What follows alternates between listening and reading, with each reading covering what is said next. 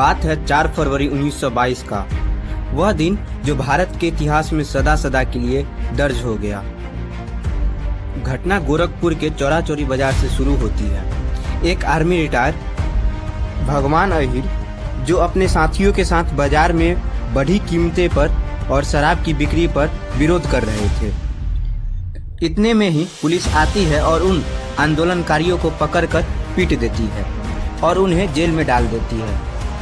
और अब ये छोटा सा आंदोलन देखते ही देखते उग्र हो जाता है। लोग चारों तरफ से तोड़फोड़ करना शुरू कर देते हैं। गुस्साई भीड़ ने थाने में दरोगा सहित 22 पुलिस कर्मियों को जिंदा जला देती है।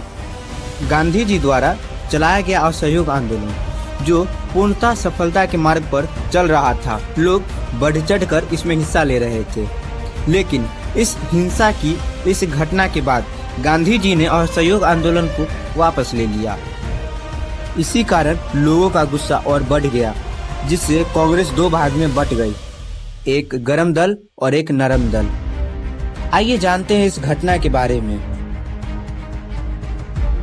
साल 1922 का वो दौर जब देश में स्वतंत्रता आंदोलन चल रहा था। उसी समय महात्मा गांधी ने असहयोग आंदोलन की शुरुआत की थी और इसी असहयोग आंदोलन ने अंग्रेजी हुकूमत की चूल्हे हिला दी। यह असहयोग आंदोलन ऐसा था कि लोगों ने ब्रिटिश वस्तुओं को त्याग करना शुरू कर दिया था।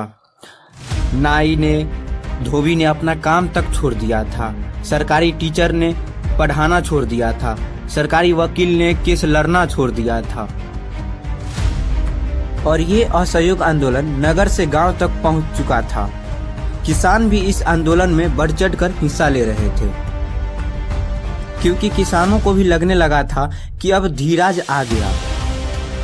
इसी दौरान चौरी चौरा में एक रिटायर्ड आर्मी ऑफिसर भगवान अहिर अपने कुछ साथियों के साथ बाजार में बड़ी वस्तुओं की कीमतें और शराब की बिक्री को लेकर प्रोटेस्ट करना शुरू कर दिए, जिसके बाद 2 फरवरी 1922 को अंग्रेज पुलिस ने भगवान अहिर को और उनके साथियों को पकड़कर चौरी चौरा के जेल में डाल दिया और उनकी खूब पिटाई की। ये शांतिपूर्ण प्रदर्शन था। अन्य आंदोलनकारियों में गुस्सा आ गया, जिसके विरोध में 4 फरवरी को गोरखपुर के चौरी चौरा में करीब 3000 आंदोलनकारियों ने थाने के सामने प्रदर्शन करना शुरू कर दिया और अंग्रेज सरकार के खिलाफ जमकर नारेबाजी लगाने लगे। ब्रिटिश हुकूमत ने इस विरोध प्रदर्शन को रोकने के लिए बहुत कुछ कर चुके थे और अभी भी अंग्रेज पुलिस सभी को डरा रहे थे, धमका रहे थे, हवाई फायरिंग कर रहे थे। ये आजादी के मतवालों पर इसका कोई असर पड़ ही नहीं रहा था।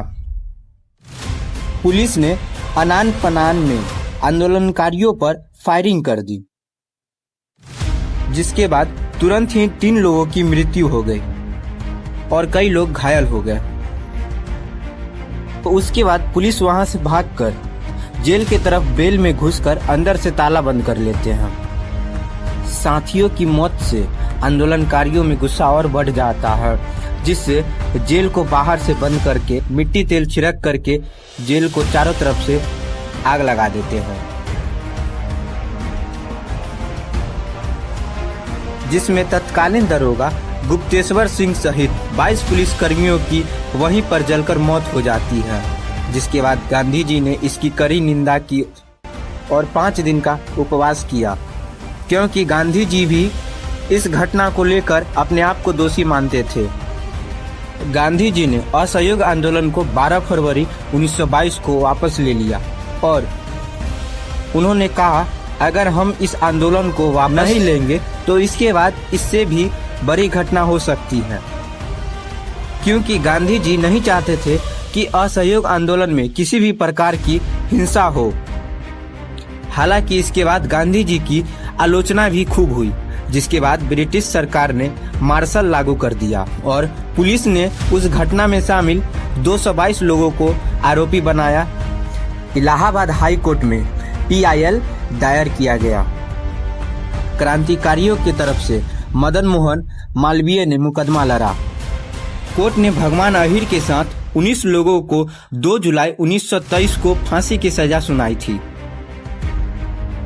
कईयों को उम्र कैद और अन्य सजा दी गई थी।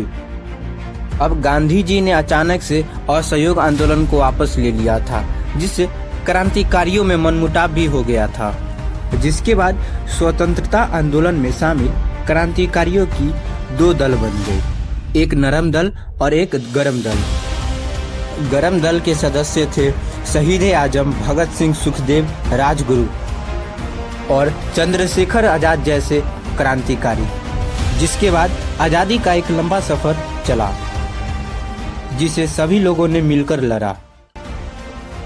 इसके बाद आजादी के इतिहास में चौरी चौरा घटना दर्ज हो गया।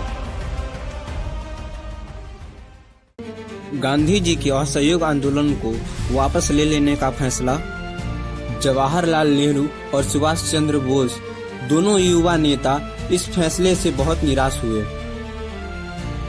उनका मानना था कि आंदोलन अपनी चरम पर था और जनता उत्साह में थी।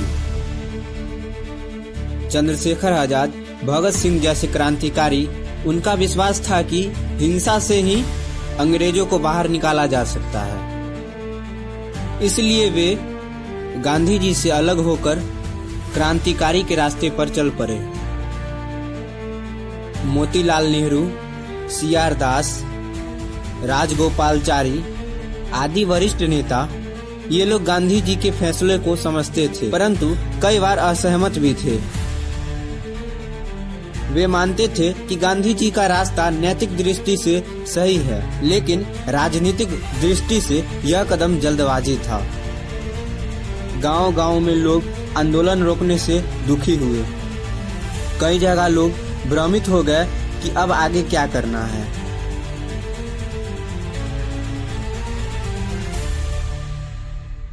दोस्तों, वीडियो अच्छा लगा हो तो वीडियो को लाइक जरूर करें और चैनल को सब्सक्राइब जरूर करें।